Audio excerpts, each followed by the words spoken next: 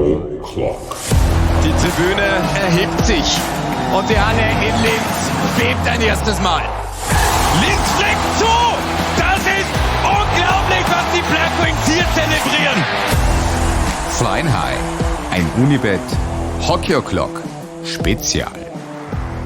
We're on the home stretch of Flying High. It is episode number 7 that's been recorded right now. And this is the episode I've been very much looking forward to for a very long time, because it's with none other than the championship winning goaltender, Alex Westlund. And Alex, so thankful that you're taking the time, reminiscing a little bit in that incredible 11-12 Linz campaign. Thanks for having me. Thanks for reaching out. And I've listened to Rob's episode, Murph's episode, and Patty's episode. And it's been really fun to kind of hear the different perspectives and kind of looking back on it. So thanks for doing this. This is awesome. Thank you so much. Much appreciated. And obviously rave reviews incoming from the fans. We're not the only ones that are reminiscing in something that happened a full decade ago. When you think about that season, and I've asked that question other interviewees before, but when you personally think about 11-12, that one campaign, what's the first memory that comes to mind? The first memory is probably just the clinching game. Just kind of the way that season culminated, and to finish that on home ice. And I thought Murph did an awesome job of just kind of explaining how special that is to win it on home ice. Even in the NHL every year, as hockey fans, we all watch the Stanley Cup, and it's incredible how many times they win it on road ice. And obviously championships are special no matter what. But I'd say that's my first kind of immediate memory when I think about that championship. When talking about the season, I thought with you, I want to back it up a little bit, because just the other day in the local league, the record for the longest final game was finally, no pun intended, broken. The previous record stood at 82 minutes and 27 seconds in Game 6 of the 09-10 finals. That goal that was scored by Doug Lynch on that day, that was conceded by you, that gave the title to Red Bull Salzburg. How did that one feel, as far as you can still remember, knowing that the puck's in the net, knowing that the season is over, knowing that the other team just won a championship? Crushing is the only word that comes to mind. Like, I remember it well. Like, it wasn't a great goal by me by any stretch. It was, I feel like the puck was on end or on edge as he released it, and it just sort of froze me. And obviously goes in, and you just kind of have that moment of, it feels like a car crash. Like, everything just kind of slows down and gets really quiet for a second. And then you're just like, okay, it's over. That was a tough series, because I think we felt, at 2-0, we obviously felt in pretty good control. And at the end of Game 2, and I might be mistaken on this, I feel like they scored a couple late goals. It was a kind of lopsided game too, but they scored a couple late goals.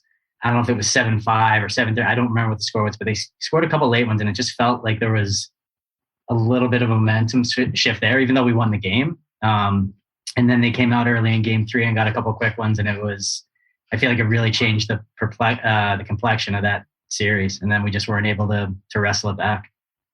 But that last goal, those are tough to give up, right? Like, those are just part of playoffs, and part of, there's a lot of highs and there's a lot of lows, and that was certainly a pretty low. And the memory is still really good. Game 2 was a 6-4 win in Linz, and Salzburg scored one at the 45-minute mark, the 46-minute mark, and the 55-minute mark. So 3 goals in the last period that obviously kind of set a tone. The interesting thing is, we're talking about things that happened a decade ago. Now, goalies are always being taught, like, short memory, forget about everything, focus on the next puck. But how long do these memories really, really, really stick with you? How vividly do you especially remember everything that went on in the Able League, as it was called at that time? I think it's just snippets, right? Like, obviously that goal against Lynch, I remember for whatever reason clearly, probably because of the emotion tied to it. I think it's just kind of moments, and that's what sort of escalates it in your mind. When I look back at sort of my time just in the league as a whole, like, we loved it over there. Even from, that first year in Ljubljana was a great experience for my wife and I, and obviously a very interesting season. And then the time in Linz there was, we just have a lot of great memories from that time. If we're talking about your Linz time, we probably have to tackle the topic of quote unquote stability in your playing career and where you live in. If one just looks at all the clubs that you played for before, Khabarovsk, Yaroslavl, which is no short trip, Trenton, Charlotte, back to Russia, the second league, Hartford, Charlotte, Ljubljana, and then Linz. And that should be at, or probably the second half of your career, the place where you had your longest tenure. Was that something that you were specifically looking for? Having stability, wanting a club to play for a couple of years, not only a year or two? For sure. And I think part of that, the early parts of your career, I think you're constantly looking, thinking about contracts, thinking about, okay, well, this is where I'm at this year. If I play well, maybe I can get, called up to the American League, or maybe I can get an AHL contract, and so like you're constantly sort of looking to push forward. At that point in my career, getting to Linz, I think for the person I was, for the goalie I was, for my age, everything else, like I think the stability aspect was really desirable. And it was the first time in my career I found a place I really wanted to stay. There was something about kind of the vibe of the city, the fans, the size of the city. My wife and I aren't big city people, but I thought just the overall atmosphere around Linz just felt really great to us, was really comfortable. So I think once we got there, it became pretty clear that we wanted to stay there as long as we could. I was still in the 08-09 season, and I've mentioned a couple of cities and a couple of countries that you were before. So Austria, even though you had played in the league with Ljubljana, still being in Austria, living in Austria, a little different than in Slovenia. What was the first, now looking back on it, uniquely Upper Austrian or uniquely Linz experience? It's a great question. I don't know if it's a specific kind of Upper Austrian or Linz experience, or I guess, sorry, it would be a Linz experience, but I think there's something about kind of the old town and the Hoplatz area that it just, I don't know, it just feels, and maybe it's just the North American perspective, but you get in these kind of little, I don't want to say little, but you get in these kind of city centers that you can walk around. It just has such an awesome historical sort of vibe to it. So I think that really affected us. Like that first day we went up, we went up at the end of the season, the end of that Ljubljana season, we went up, my wife and I went up for a night or two, met Pertaler, did a press conference and just sort of like went out to dinner and walked around the city. And it was just like, that moment was just like we're going to be here for the next 2 years at least. And that was really, really exciting. And really it came to pass, and a couple more years on top of that. After having lost the finals in 09 and 10 in such heartbreaking fashion against Salzburg, was it not obvious, but was there the danger of having a finals hangover?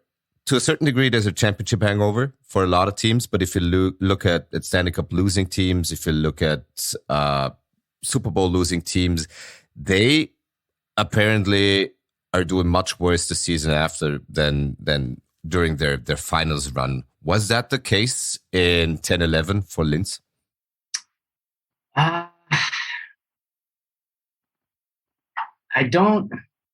think one of the things I heard Tom Brady recently, and obviously he's the greatest ever. And he was describing the challenge of repeating, and he put it in such a better way. I think when you have a success or you get close to that point, that next year coming back and you're like pushing hard to take that step forward. But I think a lot of times teams trip themselves up by trying to recreate, most of the success or what they achieved the year before, and then they're just trying to maximize and like keep pushing forward. The way he put it was, we're not defending our championship, like we're just trying to win another championship. So I think, and I love that mentality, because I don't spend a ton of time looking back, or I try not to. And I think that understanding that the group, the dynamics, how this team wins this current year is going to be different from whatever success we had in the past. Like, yes, are we still similar players? Are we, if you're a power play guy, are you still going to try to get your points on the power play and maximize that? Yes. Like, so there are similarities. But I think as an athlete, you have to understand that the challenges are different, and the way it works out is going to be different. So if you spend your energy trying to recreate something that has already happened, I think that's where teams can trip themselves up. I don't know if I'm explaining that well, but that's my feeling. So I feel like that year, it was like, well, we had so much success the prior year. Like, why isn't it happening? So we kept looking back, trying to capture something that happened a year prior. And ultimately that team, obviously, we didn't recapture that success and we didn't move forward. And it was obviously a disappointing year. Not really looking back on exactly what happened from season to season, but is there a point during the off season where you personally tried to push a reset button, or where you tried to get that fresh start that probably every player needs before a season, or is that just the first day of training camp?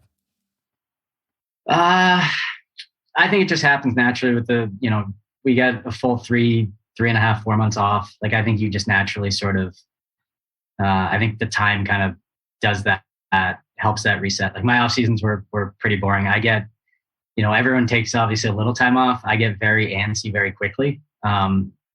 So it might take a couple of days, and then I just want to start kind of moving again, feel like I'm preparing, not like I'm crushing it in the gym or anything, but just like trying to stay active, trying to, better my shape, yoga, whatever. But I need to sort of stay active. And that became pretty obvious late in my career, especially that's just kind of my off-season routine. And then after I'd say about a month and a half before training camp, I would start to get back on the ice, work with the goalies I would work with in Boston in the off-season there. So my summer routines were always pretty similar. But I think that reset, obviously some years it takes a little longer to, like the year we lost in the finals there, it probably took a little longer to sort of just mentally kind of clear the space, but we have plenty of time to do that.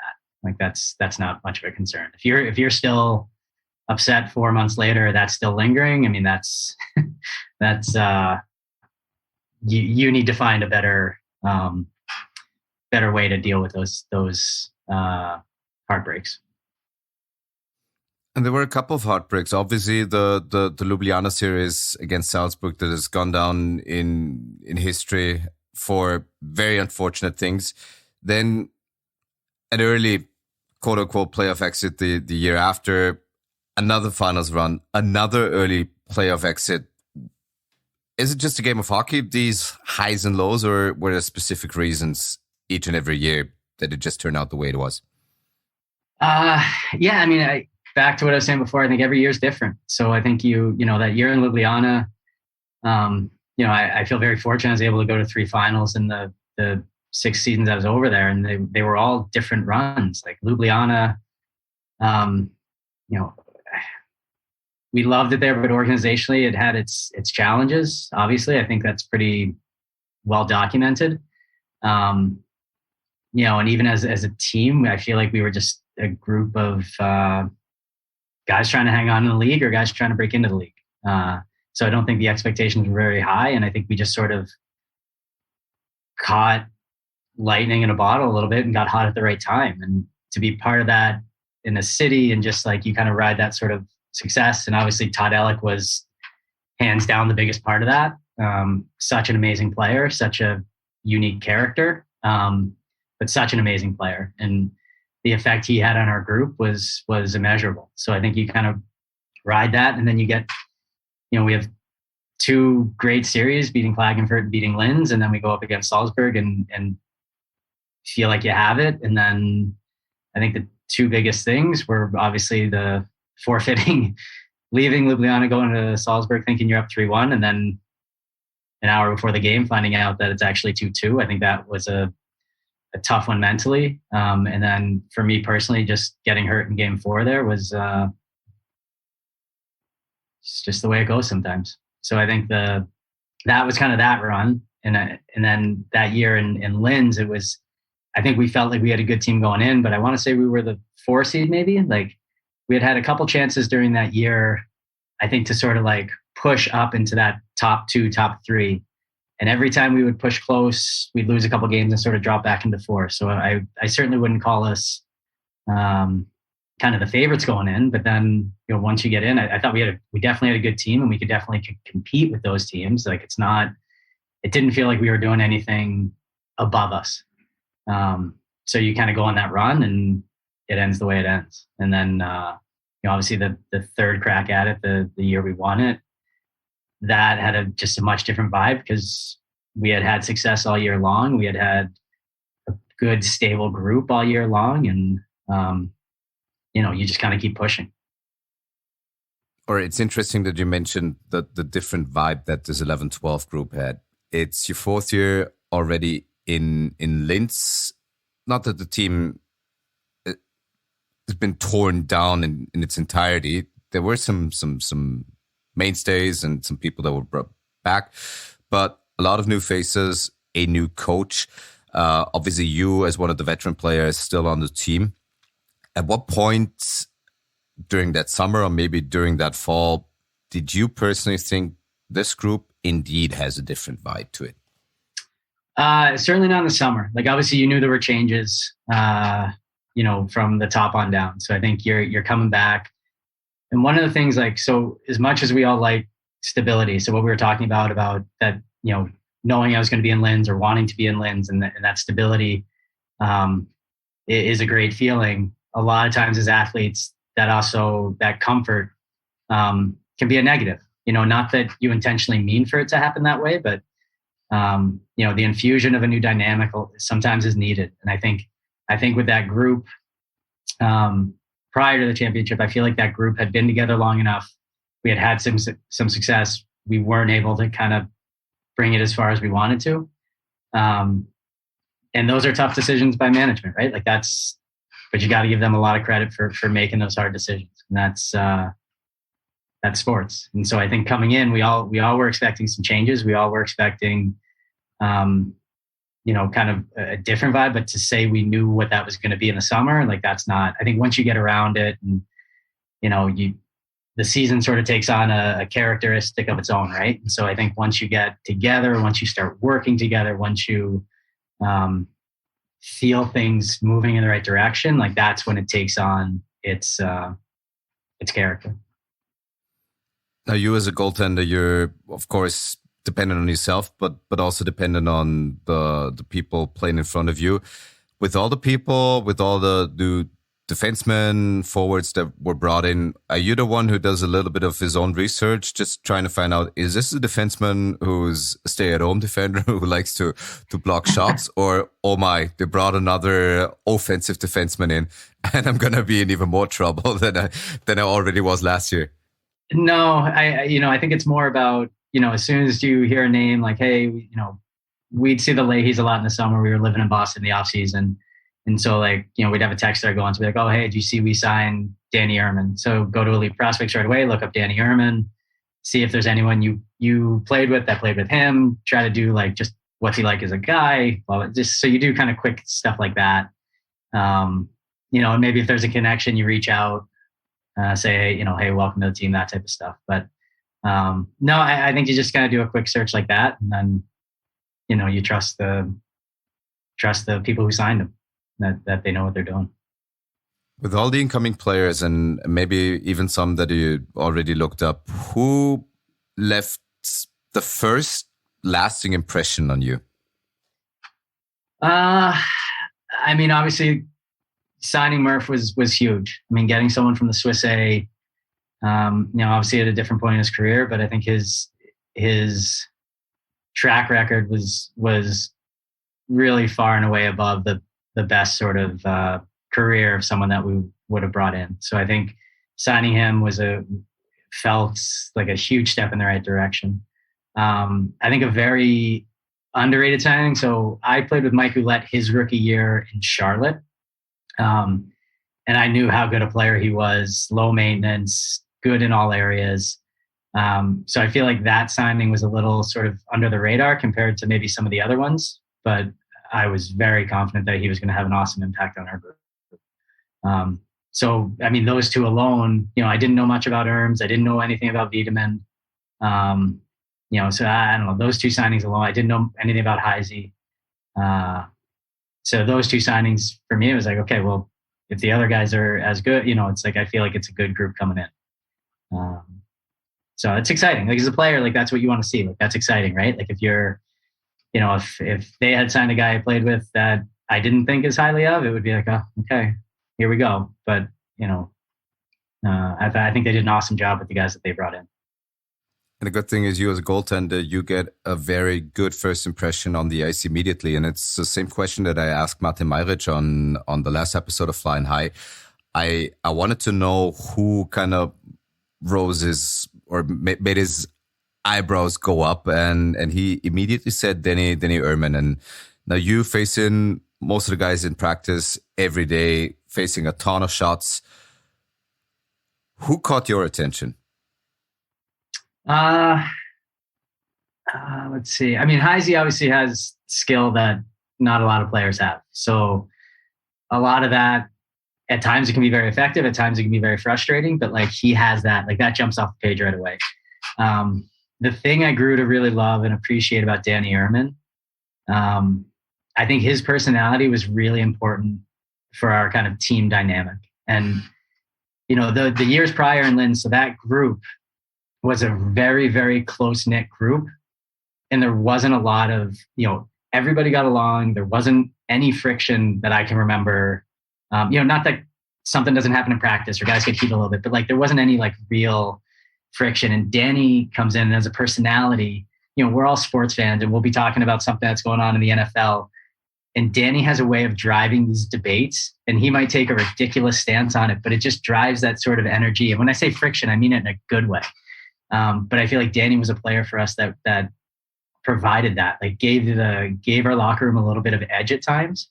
And I think it's important. The more I'm around it, like I think you need it. Like you can't, it can't be all rainbows and sunshine all the time. Like you need some of that bite to push a group forward. And I thought he brought that, and it was kind of evident from day one. Very inclusive and just good energy. And the way he and Veeds would sort of play off each other, like it was just comical. But it was fantastic for our group, and I think it was needed. Your favorite, probably funniest episode with Danny Ehrman, and I hope it's okay to tell it on a pod, and obviously young people are listening to it as well. If it's not, we can postpone it to a little later in the day. I don't like. I feel like there's always comedy surrounding Danny. I don't know. Are you referring to something specific? Anything that comes to your head first. I don't have like I don't have a one-off Danny Ehrman story. But the good thing is I'm going to ask him himself, because each and every person that I've talked to so far refers to his great sense of humor and a couple of things that I should specifically ask him, which I'm going to do next episode here on Flying High. But sticking with you, and we're still kind of close to training camp and getting ready to the season. And if you just look at everything that had gone on the years prior, you played a ton in the regular season. You had long playoff runs. Did you have a certain routine during the off season to get your body ready again, or did you adjust specifically after each and every season, depending on how long the playoff run was, how intense the playoff run was? Was 11-12 any different in terms of getting ready for the season to the years prior? No, pretty standard off season. I mean, I was very, very fortunate through my career to avoid, big injuries. Looking back, if that Salzburg Ljubljana 1 injury, if that had happened in the middle of the season, I would have missed a good chunk of the season. But I feel like over the course of my career, I was fortunate, and that's a lot of just dumb luck. So I really very seldom had to alter kind of my routines in the summer. So it was just, rinse and repeat, just try to get better and try to work on my goalie stuff in the summer and just try to show up in camp in good shape and ready to play as much hockey as I could. Obviously a little bit of a setup, because a lot of people also told me that Rob Daum was specifically looking for roles for certain people and told them about their role on the team specifically. Now you, coming off of the year prior to Rob Daum's arrival as the clear-cut number one goaltender, heading into the season as the clear-cut number one goaltender, was that the expectation that you had to play most of the games, or did you try to bring in some competition? The way I remember Rob is, obviously I have a pretty complicated history with Rob, but he's very straightforward. He's just like, give us good goaltending. Like he's like, I know what it looks like when it's good, and I know what it looks like when it's bad. For sure. And I think it's very cut and dry. So I knew what the job was. I knew what my expectations were, and you just work and try to be ready and fulfill them. So it was very, very direct. And I think listening to him talk about the way that team was constructed and going through it, comparing it a little bit right now to our current situation here in Hershey, and between injuries and call-ups, kind of your rosters fluctuate quite a bit. I thought that when I look back at that team in Linz, everyone was slotted in a way that was going to help the group. And now I'm sure some players wanted more ice time here or wanted a better chance there. But a lot of time, players always want that. And they should want that, right? Because it's their career, and they're trying to maximize everything they can out of their bodies, out of their time that, we're allowed to play this game. But when I look back at that year, I think everyone was just exactly where they needed to be. And that's not easy. And there are things that can come up, some foreseen and some unforeseen. Somebody gets hurt and they're out for the season. That's the way it goes. Someone's got to figure out a way to punch above their weight, if that makes sense, or play up in the lineup. And I feel like for that year, we were very balanced, and guys were where they needed to be. I think that was a big part of the success of that team. Now, as Rob Daum wanted you to provide the team with good goaltending, was there ever a point during the regular season where you thought, well, I'm doing just that. I'm giving them good goaltending? I mean, I think throughout the year, I think one of the hardest things in sports is to be consistent. And I think up and down our lineup, and I thought the two losses in a row stat that you had in Rob's episode, that speaks volumes about the group, and it speaks volumes that shows that everyone's doing their job most nights, most consistently. So I think that year, it not that it wasn't without hiccups, not that there wasn't, bad days at practice, things like that. Like it's not all smooth sailing, but I thought for the most part, we were consistently moving in the right direction. And one of the things I really enjoyed about Rob, his practices, I enjoyed his practices, and I thought he was very measured. When we were having a bad day, he very seldom would sort of lose it. And at the end of practice, he would just sort of quietly say, like, we weren't very good today. Go enjoy your day, figure out a way to get better, like be better tomorrow. And I thought it was very direct, and I thought it was very and we all knew it. Like there was no hiding from it. And you just kind of nod your head like, yeah, we were garbage today in practice. Like we got to get better. And I thought the way the group responded to that, and the way the group held each other accountable, and all those things that go into good teams, I thought we had that. It's been mentioned a couple of times before on the pod how different Rob Daum's system was for players that came in, for players that were here. Did anything change for you playing in the net with Rob Daum, or was it business as usual for yourself?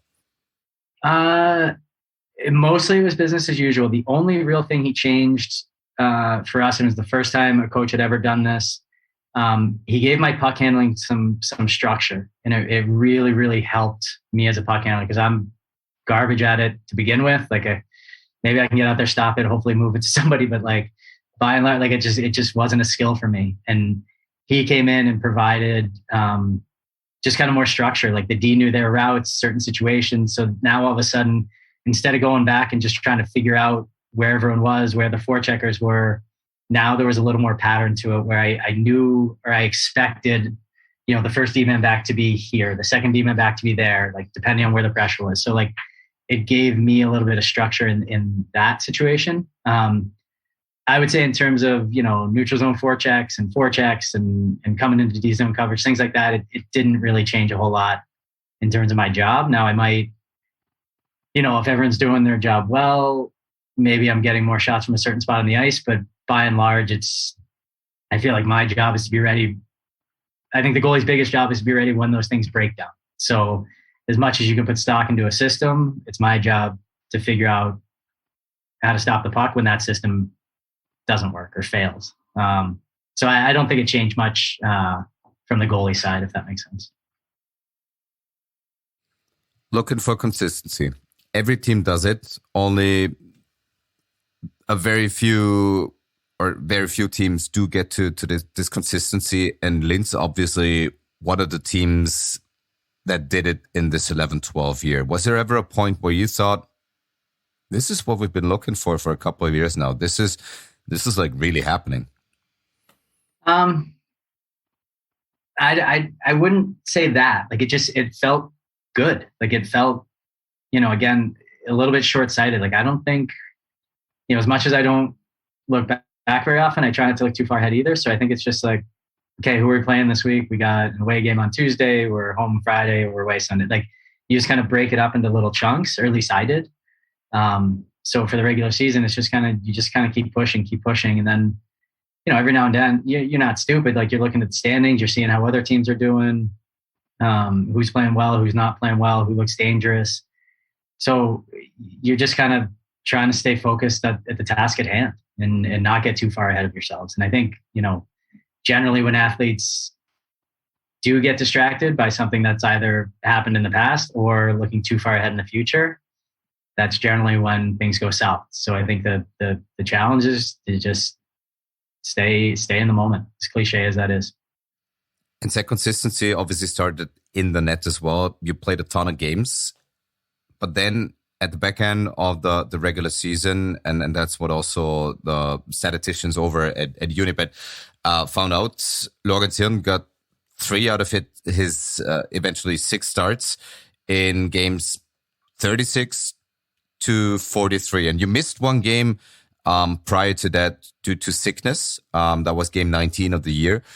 But was that a welcome breather? Was that something, and you led the standings throughout the year, but at the tail end of the first quote unquote phase of the regular season, was it something that you needed that eventually helped you regain some stamina for a hopefully long playoff run? Yeah.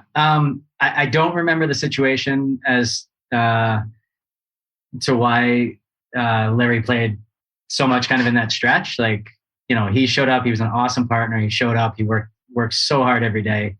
And he was really fun to be partners with. So I don't remember the situation around that.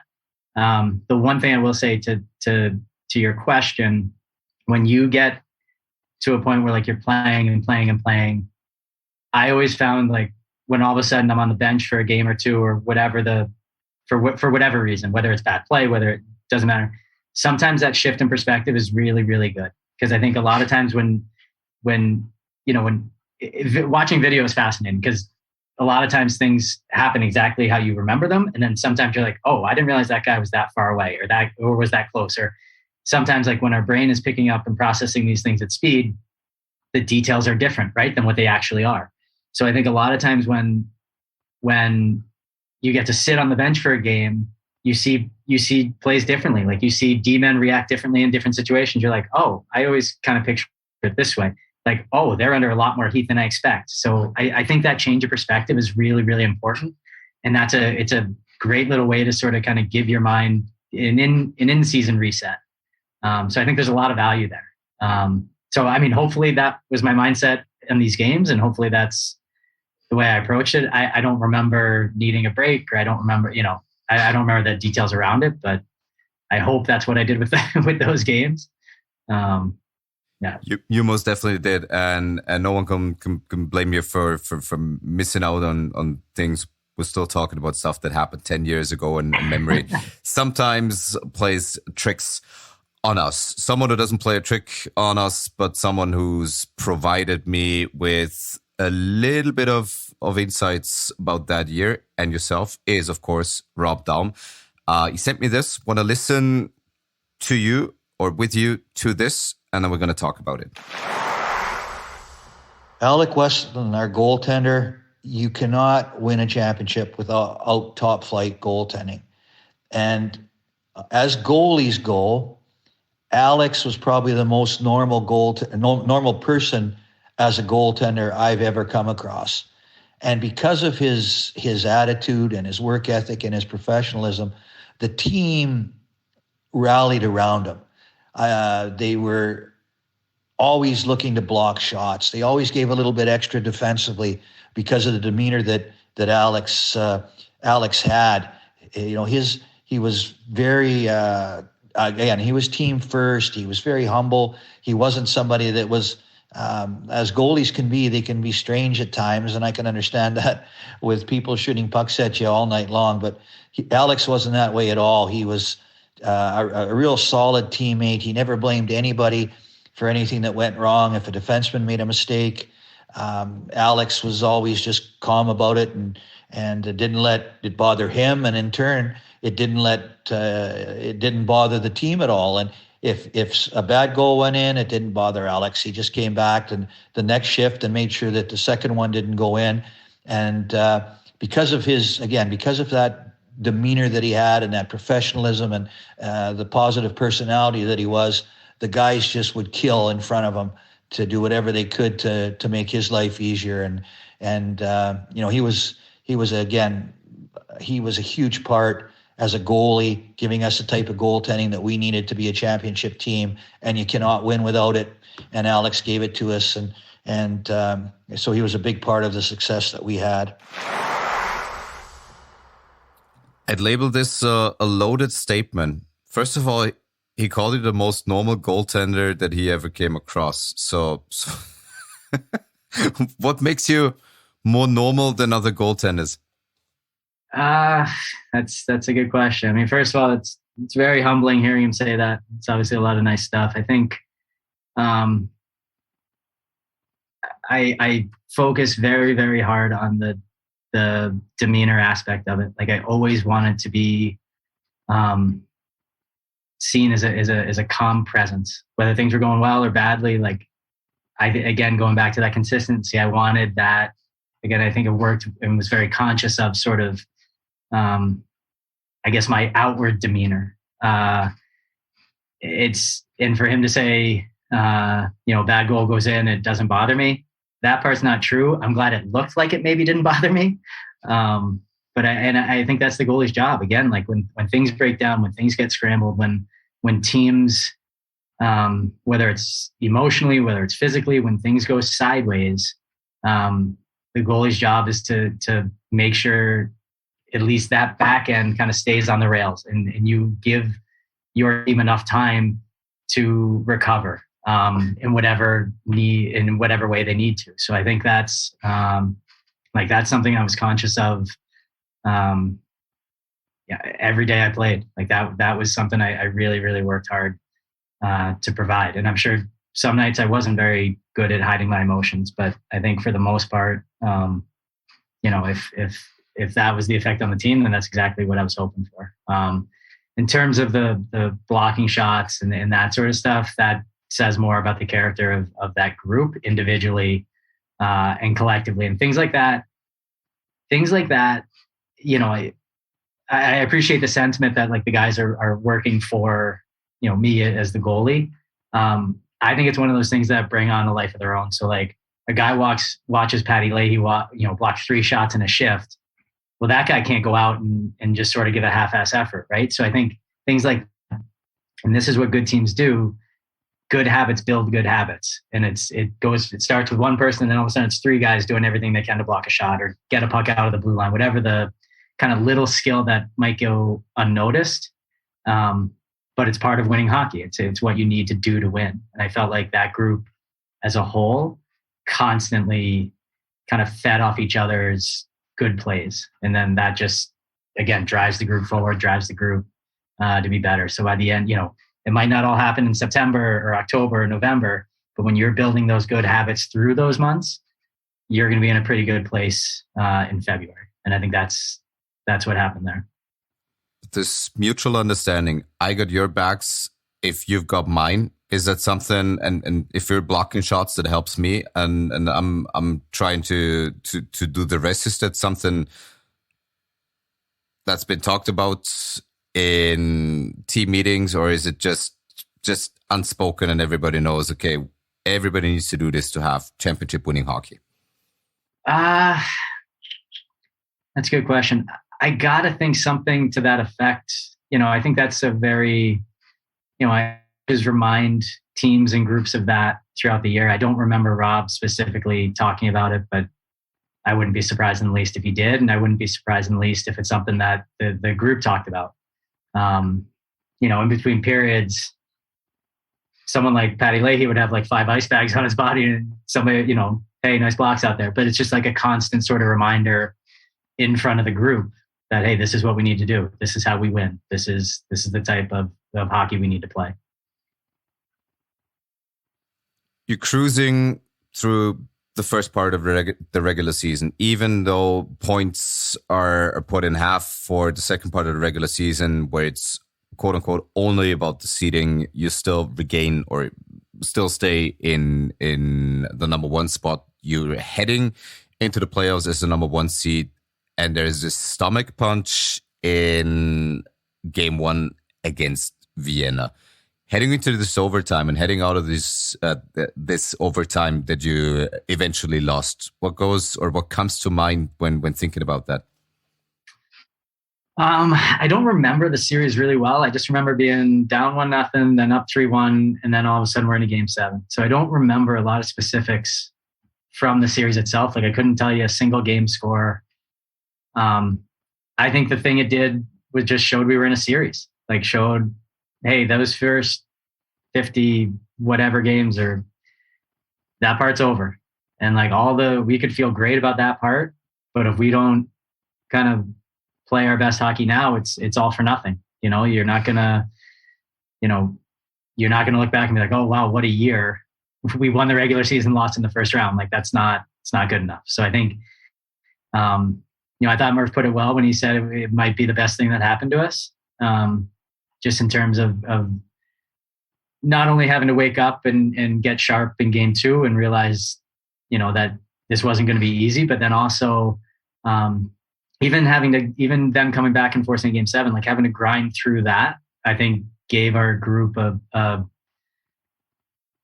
better resolve. Like anytime you get tested and anytime you come through the other side, you're a more confident group.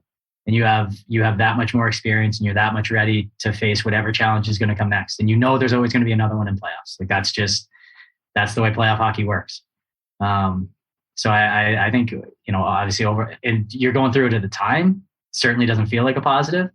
But again, you're just trying to stay focused, like razor focused on what is in front of you. I like to bring back one game to your memory that you might remember after I'm telling you what happened there, because during that season 11-12, you recorded 5 shutouts, one of them in the playoffs, one of them against Vienna in game 3, a 3-0 affair. Is a shutout always sweet or that much sweeter in the playoffs? Well, it means you won the game. Like that's really the only part that I'd say is sweet about it. Like it's one of those things, you could not play well and still get a shutout some nights, and you could play really well and you might give up 4. So I think one of the things, it's not always that you played well, so you got a shutout. So I think when I look back and analyze each game, and there's some things I probably wanted to do better. But but the bottom line is the end result. Especially in playoffs, the bottom line is the end result. So you win that game, you're up 2-1, on to game 4. I'm asking this question for a specific reason because there's a huge giveaway. We've not only got the DVD about Linz's 11-12 season that we're giving away in a pod, we've also got a game-worn jersey of Brian Lebler from this year that our colleagues over at Unibet provided. So everybody... Linz jersey or Salzburg jersey? It's a Linz jersey. It's all good. Of course, it's a Linz jersey. So people can win either one of those two prizes if they participate. Of course, there's a trivia question in this episode as well. I already mentioned that you recorded 5 shutouts in the championship winning season with Linz. But the big question is, how many shutouts during your league era have you recorded in total?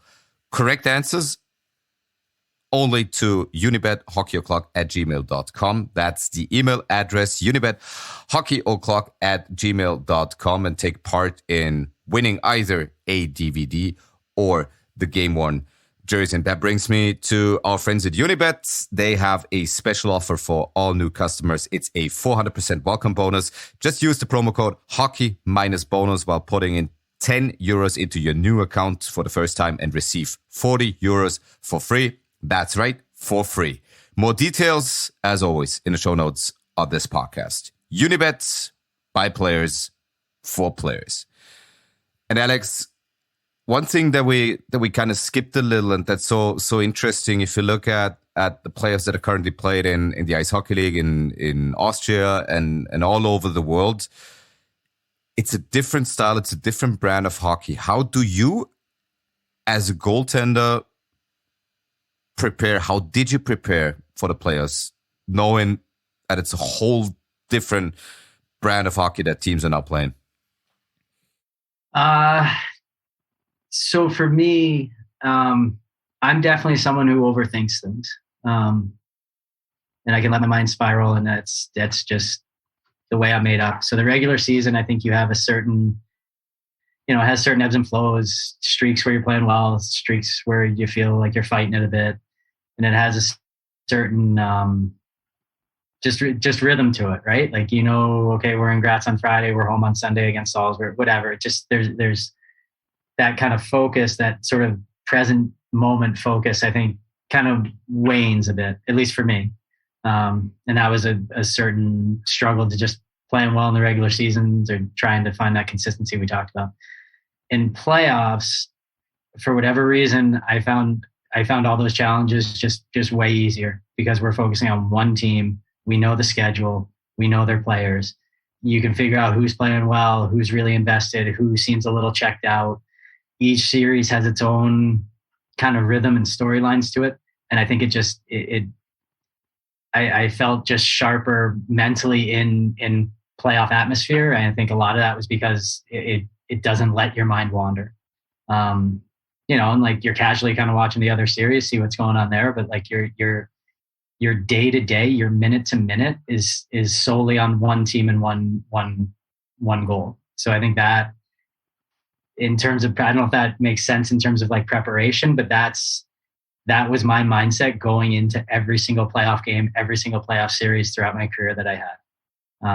And I cherish those moments. Like that's when I felt my best, and that's when I felt like the best version of just of me as a goalie and me as an athlete. So that's just where I come at playoffs from. But just take listeners with you, and then obviously myself as well. You're winning that huge Game 7 against Vienna on Sunday, March the 4th in 2012. Just 2 days later, quick turnaround, but that's playoffs.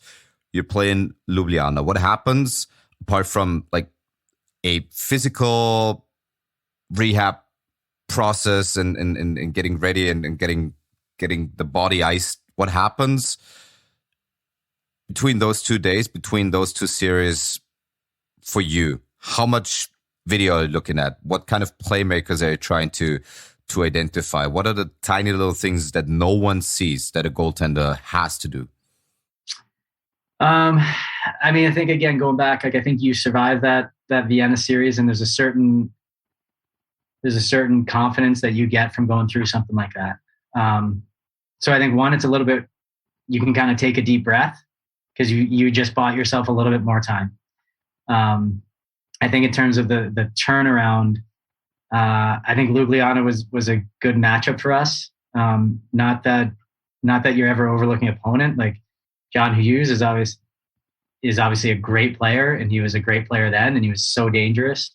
But I think going into that series against them, we liked our team top to bottom in that matchup. And I think if Lamoureux got hurt, I want to say in that first playoff round, and obviously the career he's had over there, he's incredible, and he was just getting going at that point. And I think that was another, if you were going into it, like we deserved, and I think felt pretty confident. Not that it was easy, not that you look past, but like you feel good going into that matchup. So I think the combination of both getting through Vienna, surviving that, and sort of the exhale, reset, and it's like, okay, well, let's do this again. Like, we can still get better. So that's, I'd say, and obviously it does happen quickly, but as you said, like that's playoffs. It always happens quickly. But is there ever a point, and I know I'm talking to a goaltender who's been taught in his entire life that it's always about the next game and to have the short memory and not to dwell on mistakes for too long. But still, is there a point during a playoff series where you personally think we got him, or is that something that you need to block out to be successful and to play successful hockey? I think you need to block it out, because I think playoffs are so momentum it strikes when you least expect it. Like it can change on the most. Again, back to that Salzburg series we lost. I'm convinced if we go on and win that game 6-1 or 6-2 instead of 6-4, I think that series plays out differently. Like you can't, and I can't prove that, but I think as soon as you let up just a tiny bit, as soon as you open the door a tiny bit, you're asking for trouble. And so I think, and that's the challenge of individuals, and I think that's the challenge as a group. And the more individuals that can stay in the moment, the more player by player, I think teams can keep that focus sharp, the harder they are to beat. And that's just the challenge. And then again, the funny thing was last episode had Martin Myrich, featured Martin Myrich, and he said this group had their swagger going on, and it felt that swag the entire year, and especially during the playoffs. Now, where you try to focus on the next game and focus on the little things, did you ever so slightly peek an eye and just had a look at the locker room, and did you see that kind of swagger that the guys in the room had? Yeah, and I think swagger is an interesting word for it. I just thought everyone was a confident group. I thought everyone individually was confident. I thought they were, and that's here. Like that's built through the successes we had during the year. If we were a 7 or 8 seed that had to kind of grind and get in, now you might be getting hot at the right time, and there's a certain confidence with that. But I don't think you'd look yourself in the mirror and be like, I've had an awesome year. And I felt going into those playoffs, we had a lot of players who had really, really, really good years. So I think there's just a certain confidence that comes with that. Like you expect to perform instead of, well, no, I can do this job. Like I think it comes to a point where you expect it's going to go well. And that's when teams feel that. I think that's when good teams are really, really dangerous. Like there's just an expectation of high execution. As I've talked to so many of the members of the championship team, and as we've hit a couple of games and especially the playoffs in so much detail, I want to skip most of it, as we talked about the Ljubljana series and the Vienna series, and the finals will be talked about in more depth with some of the guests that are still upcoming. Obviously, we now know that Danny Ehrman is going to be the next one. But apart from that, the first memory that came back to you when I asked you at the beginning of this conversation, and I want to round this out by going back. You said it's that final whistle. It's the clock counting down. How do you remember the immediate aftermath? Do you have specific memories, or is it just a blur? A little bit of both. I think, obviously I was, 35, 36, however old I was. Like, I played a lot of years, had never won a championship.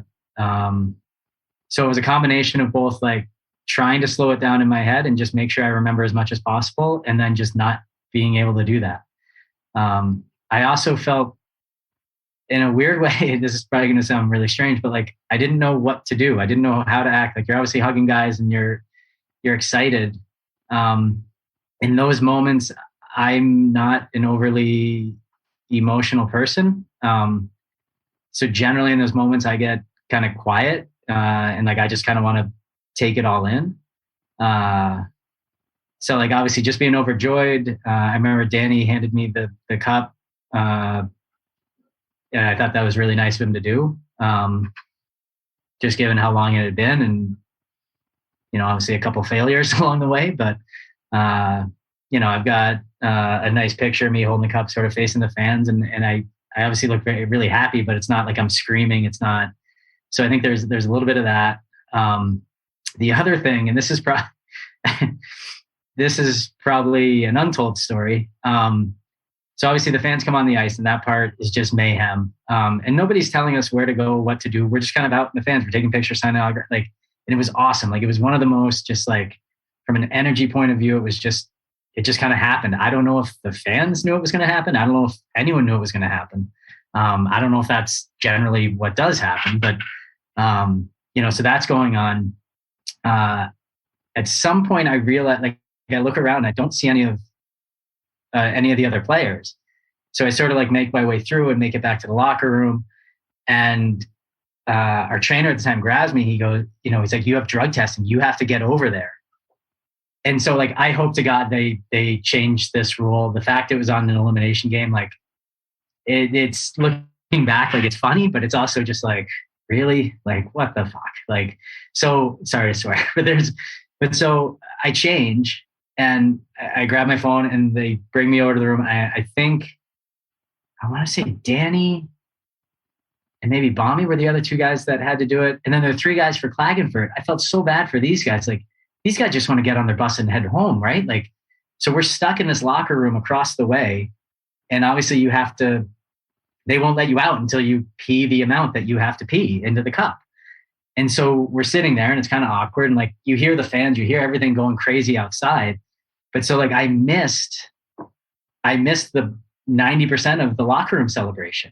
So like, I'm texting my wife's over in the locker room. She's like, "Oh my God, this is amazing." Like, what, like, but I'm stuck in this little room and I was the last, like, I don't know if people who are listening to this have any idea, but like, so you have to pee up to a certain amount. The cardinal rule is like, make sure you can do it the first time. Because if you only get half of it, it just takes a long time. So by the time, and I was the last person that filled the cup. And so like, by the time I get back over to the locker room, my wife comes down from the VIP area, meets me in the locker room. The locker room's empty. I think Ouellette and his wife were sort of gathering. But at this point, guys are scattered. Some guys are across the street in the viewing party area. Some guys are up in the VIP. And I just looked at my wife and just kind of like, "Are you serious? Like, I've waited so long for this. And now I've missed a ton of it." And there was, one of those little kegs on the table. I go to like fill up a beer. It's empty. I'm like, all right, like, I'm out. So we get changed, or I get changed. And the plan was to meet up at a bar downtown. So I get changed. We go home.